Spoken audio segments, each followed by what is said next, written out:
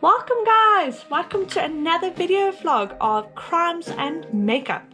Tonight you are in for a real treat. We'll be talking about RZA Stander. If you haven't heard of him, well, you are in for a treat. There's lots of information to tell as I'm doing my makeup. So RZA Charles Stander, born in November 22, 1946 in the old Transvaal. He was the son of a very well-known high-end guy by the name of General Major Francois Jacobus Stander, who was part of the prison service high up. Now, RZA Stander actually became a very notorious and infamous bank robber, as well as being a policeman at the same time. Often he would perform a lot of his crimes during his lunch break and then return to the scene of the crime as the investigating officer. Funny, isn't it? Now, I don't know if anybody's actually ever seen the movie Stander, performed by Thomas Jane in 2003. Well worth the watch. And so basically, Thomas Jane portrayed RZA Stander and did a really good job. Highly recommend it. Well, so RZA Stander, of course, followed his father's footsteps and was under pressure at his early age to pursue a career in law enforcement. And he enrolled in the South African Police Training College near Pretoria in 1963, graduating the top of his class, but he wasn't very good at school though. Shortly afterwards, he joined the Kempton Park Criminal Investigation Department and became an investigator. Now, in 1977, however, Stander actually flew to Stander flew to Durban and robbed his first bank. This was between 1977 and 1988. He is believed to have stolen an amount of nearly 100,000 rands. Now, obviously, during that period, that was a lot of money, which now you could actually buy a car, but you couldn't buy anywhere near to a house. So, in January, on the 4th of January, Stander flew to Johannesburg from Durban and the presence of General Major Cobus Visser. Now, Cobus Visser, of course, was the commissioner of the CID, which is where RZA Stander actually was based. And basically, he arrested him at Jan Smuts Airport, and he had over 4,000 rands on him, a balaclava, a revolver, and a false moustache and a beard in his luggage. So, of course, during the 3 years of as he operated solo, he, as I mentioned, he basically nettled in over 100,000. And in fact, became so successful that one night when he was at a party, he couldn't keep his mouth shut and approached his best friend, car-funded Venter, who was working at the Bureau of State Security, all known as BOSS, and is involved to join, and he basically invited him to join the fun of robbing banks. Now, of course, the Venter was not into it, and he admitted the first few times that he found it very he was basically in sheer agony, didn't like the way he saw his victims, but as the years went by, he actually enjoyed it. He then eventually would laugh at their faces and what would happen to them, and it was quite hectic actually to think that he would get to that stage, and he would eventually, he was called as a sadistic bullying, and his friend actually didn't like it. He said it was actually pretty horrible that Stander could actually do something like it and think that way. It's not the way he had known his friend, to be honest. So eventually, front defender didn't actually like the direction that his friend was heading, and told his senior colleague on what his friend had actually said. Ooh, so, not a true friend, tattletaling. And together the two men decided to examine the hired car, which Stander had claimed to have stolen, and parked at Jan Smuts Airport. As I explained, it's now known as OR Tambo Airport in Johannesburg. And in the glove compartments, they actually came across a balaclava, a number of wigs, and a false beard and moustache. And in the boots, there was a false number plate and a roll of masking tape. They returned the items to the car and then staked it out. In January 1980, or January 2nd, 1980, they then observed Stander removing a number of items from the car. The following day, a bank was robbed in Durban. So, there you go. Now, after robbing nearly 30 banks, Stander, like I said, was eventually arrested. He was sentenced to 75 years in prison on 6 May 1980. Now, what happened is that Stander, because he actually committed so many crimes and he was going to run it concurrently, that they decided to rather reduce his sentence to 17 years. And he then got sent to Zonderwater Maximum Security Prison, and that's where he met Alan Hale and Lee McCall. And they were part of course, what they called the Standard Gang. Sorry. Okay, so as the court case was going on, they had Andre Stander's father on the stand, and Andre Stander said that he wishes that he didn't force him to become a policeman, as he should have stopped becoming a policeman years ago, because he understood that there was a lot of stress going on. But there was a lot of motives as to why he acted up, because a policeman during this time was seen as an honorable job, but also a very stressful job. So Stander claimed that he became disillusioned with the police service stemmed from an incident which happened with him and his fellow officers, where they ended up killing over 126 unarmed school children during the 1976 school uprising, Soweto uprising. Stander was not present with the police contingent at Tembisa when the shooting of unarmed children took place. So it was just basically a lie. Other accounts stated that suggested that Stander had completed his national service in Angola, and during the South African border war, he may have been bored with the civilian life and craved excitement and afforded by the life of crime, basically. So already he got like really, really great feeling. Oh, let's do this, Part of the reason also, a lot of other theories may have been that his marriage was falling apart. As also understood during this time, and he had first met his wife Leonie in 1967. They married in 1969 and divorced 2 years later, and then in 1975 they were divorced again. And most likely answer was that Stander simply enjoyed the thrill of robbing banks, which may partly explain the myth of built up around his name.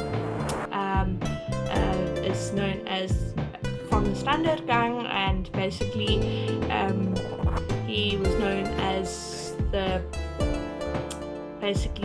modern day Robin Hood during the time. He obviously, like I said, did a lot of, he used to hide himself, and a lot of women during this time found him sexy. So it's quite interesting what women would do. So but not only after Stander was arrested, not only did he just commit crimes, it came out eventually that he was accused of raping young girls. So there was an incident where when his photo was posted after he got caught, a young girl actually recognized who he was.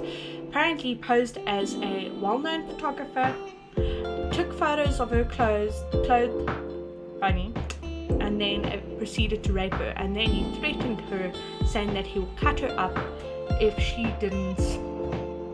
said something. Now, of course, knowing that he was a policeman, I would be terrified, so I would just obviously keep my mouth shut. So on August 11, 1983, Stander, McCall and 5 other prisoners, so now he's in prison, and 5 other prisoners were then taken out of prison to a local physio, and in consulting rooms near Cullinan, they were during that time. Of course, remember, Stander and McCall pretended that they had injuries, posing as injuries, being at the physio, and the 7 prisoners were accompanied by only 3 prison officers. In the waiting room, Stander and McCall suddenly sprang into action and overpowered the guards, took their revolvers, and then ordered Mrs. Amelia Grobler, who was the physio at the time, to give them the keys to the car. So they sped off in the direction of Tembisa Township, and the other 5 prisoners who were there refused to escape, because obviously they want to have a free life afterwards. They don't want to get in trouble and cause more issues. So what happened was then, after this, about 7 kilometers from Cullinan, Stander and McCall turned off onto a dirt road, and they eventually arrived at a farm belonging to a man by the name of Martin Rikak in the Rayton district. I don't know if any of my fellow South Africans are familiar with Cullinan, of course, the history of the diamond. And they, of course, took Mr. Martin Rikak and his son as prisoner. They then proceeded to force the poor farmer to call the police. Police arrived. They then, one police officer then arrived with the old police van. They held him at gunpoint, made him change his clothes, and then, of course, Stander changed into it, tied the rest at the, it's now three captives in the back of the police van. They then, of course, drove up the road, and they then stopped the police van, flagged down a silver Opel, and stopped a 27-year-old nurse by the name of Naki Fauch. And they then, of course, tied her at the back of the van and stole their car and sped off. Now, whilst this is happening, they and the captors, of course, are trying to get themselves out. They eventually get out, but by the time they're out, the guys are gone. So after escaping, Stander and McCall went to ground for a while. For 2 months, they lived quietly in Johannesburg, and of course, Stander had then stashed away a lot of money from his very first sorry, I'm getting all mixed up here. Very first crime sprees, or robs. And so, of course, what happened was they then, getting all muddled up here, getting excited about this video. They then took this money, used it, and then decided, October 31st, 1983, the 2 men hit the news headlines again. They then burst into the Olifantsfontein Trade Test Center. It was going to drawn, released, and Alan Heim, who had been taken there for a trade test, after forcing the 2 prisoners' warders who were guarding hell, and the 3 members of the trade center staff lie on the floor. They sped off in the Ford Cortina. For the next 4 months, the Stander gang, as the trio came to be known, quite ironic,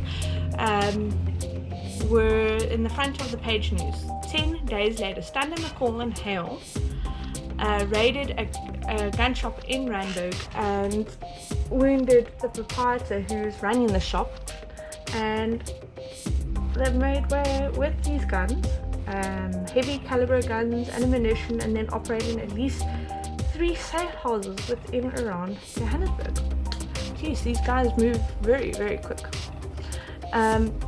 Now during this time, they robbing banks, and then between mid-November 1983, 1983, the gang had robbed at least 20 banks. Jeez, they don't waste time. So basically what happened is they stole over 500,000 rands in January 19th alone. They netted at least 165,000 rands. That's a lot of money. They don't mess around.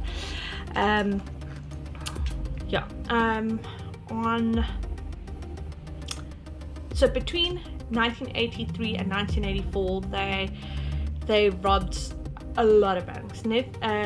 Needless to say, the 3 men at the time were running. The 3 men realized that they were running out of time, and they decided to make plans to leave the country. So what they did is because Stander during that time almost got caught 3 times after he escaped from prison. One of the times was in a video shop. Luckily he fled very, very quick. And so what happened was they were looking at potentially taking a yacht and leaving. So they actually in 1983 they came to the Royal Yacht Club in Cape Town, and they then were looking at a beautiful yacht called the Lily Rose. And my fellow Cape Townians, you know the Royal Yacht Club. And so eventually they decided this is the perfect boat. They bought it, and eventually pictures of the 3 wanted men on January 25th were released. So on January 27th, Stander flew to Fort Lauderdale in the USA on a false passport. This man is like absolutely clever, I must say. He's like the jack of all trades, And so he basically, his task was to arrange the sale of the Lily Rose so they could get the other 2 guys to Miami. And unfortunately, the updated photos of the gang were released. Oh, big issues there. Now, big issues. So, of course, during this time, the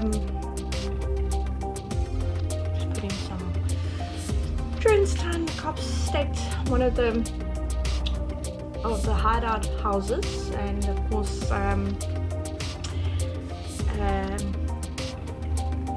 so Stander left the country during this time, and so it was staked out in the early hours of January 30th, 1984, and the police moved in position and was marksmen with bulletproof vests and taking up strategic positions. So you can imagine what to happen.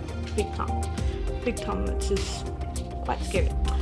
At 5 a.m. in the silence of the neighborhood, gunshots were then heard.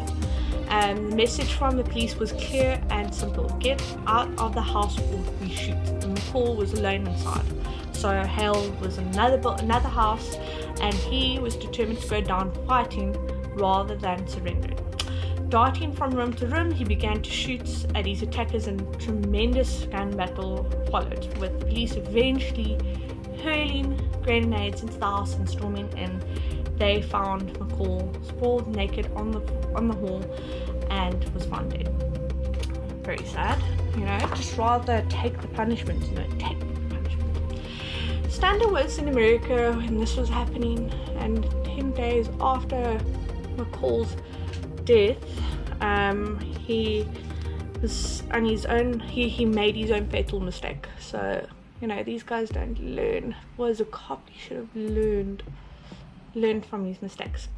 So February 10th, Stander was arrested by Fort Lauderdale police for driving an unlicensed vehicle, a Ford Mustang which he had recently bought from a second-hand car dealer called Antonio Tomasello, and for forging a driver's license. The car was impounded.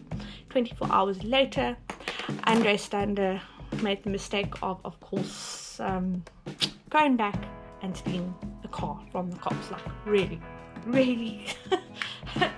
you know. And then, so, you know, it just eludes me. But the interesting thing is, he actually posed as an Australian author by the name of Peter Harris. You know, I don't know, for my fellow tourist guide friends, we all know that a lot of tourists think we sound like Australians, so we could easily pull it off, you know. And so what happened is that as Andre Stander was busy dealing with this, the cops were getting in line. The car dealer actually recognized this guy, and he said, hey, this guy is not the right guy, he's posing as the thing. But during this time, Andre Stander was trying to organize the sale of the boats. And then, of course, what happened is that they actually seized the boat in Cape Town for $219,000. A few days later, the police discovered a third hideout, again in Halton, which had been hired on a 1-year lease of 2,000 rand per month. Look, I wish rental was cheap like this. In the garage there were a number of stolen cars, including a Porsche Targa, which Stander himself known to be like, but of Stander and Hale nothing was known. Both men had flown the coop. So how old? Oh man, it's just terrible. They just left the poor Alan McCall all by himself. So by the police, as Australian author who pretended to be Peter Harris, was photographed and released, and I explained that the dealership recognized him and actually reported him to the police. So that night, an elite tactical unit surrounded Stander's apartment, and of course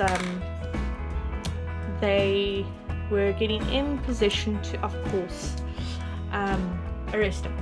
But Stander, of course, he rode at 10:30 p.m. Stander rode up on a bicycle and was confronted by a police officer by the name of Michael van Stettina and was attempted to escape. There was a brief struggle for Stettina's shotgun, and Stander was shot.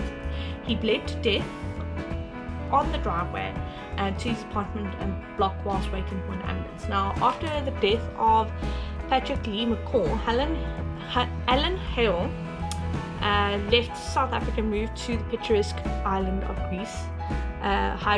From Hydra, he flew to England, and where he made a payroll snatch. Not my nice lip liner on.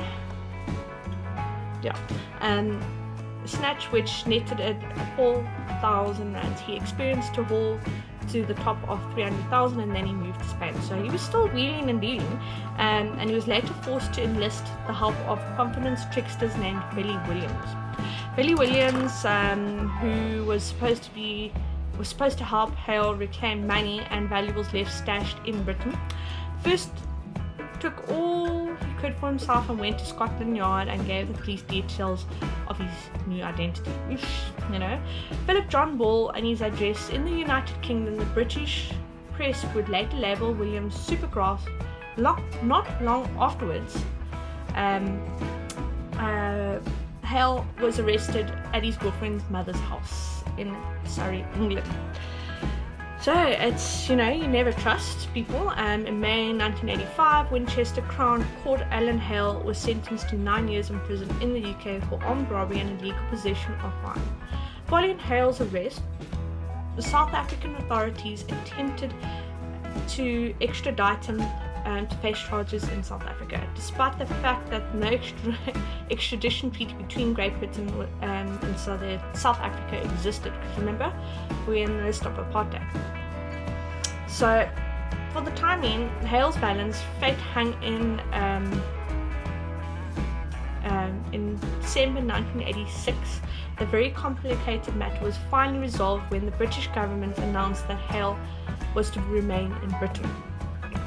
He was released in the mid-1990s and extradited to South Africa, where he was imprisoned on robbery charges currently June 2003, and he's still in prison, but he has of course died last year, April 2020. So it's quite a hectic story.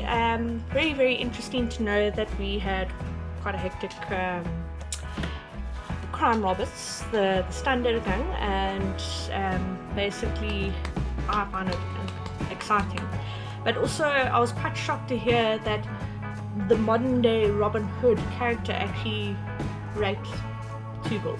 That really put me off. I mean, I don't know if anybody's actually watched the news, so well worth it. And so guys, I hope you liked my makeup and enjoyed the story, and look out for my next video for next week. I will do a little bit of a secret post to show you what will be coming up, and look out for my other beauty vlogs.